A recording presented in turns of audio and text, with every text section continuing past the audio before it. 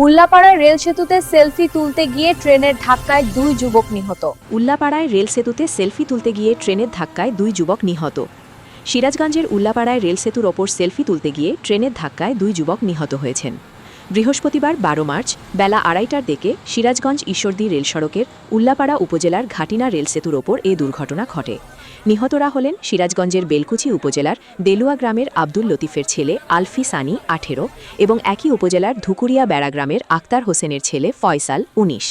প্রত্যক্ষদর্শীরা জানান, ঘাটিনা রেলসেতু এলাকার দুই পাশে সারিবদ্ধ শিমুল ফুলের গাছের সৌন্দর্য উপভোগ করতে বেলকুচি থেকে মোটরসাইকেলে করে সেখানে যান ওই 2 যুবক।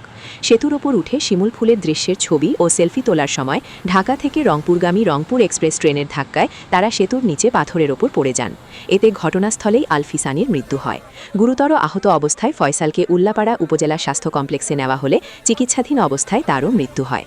উল্লাপাড়া মডেল থানার উপনিরীক্ষক এসআই মুখলেসুর রহমান জানান, খবর পেয়ে পুলিশ ঘটনাস্থলে গিয়ে আলফি সানির মরদেহ সুরতহাল করে। পরে মরদেহ উদ্ধার করা হয়। এ বিষয়ে সিরাজগঞ্জ বাজার স্টেশন রেলওয়ে থানার ভারপ্রাপ্ত কর্মকর্তা ওসি দুলাল উদ্দিন জানান, উল্লাপাড়ার ঘাটিনা রেল সেতুর ওপর সেলফি তুলতে গিয়ে ট্রেনের ধাক্কায় 2 যুবকের মৃত্যু হয়েছে। নিহতদের মরদেহ উদ্ধার করা হয়।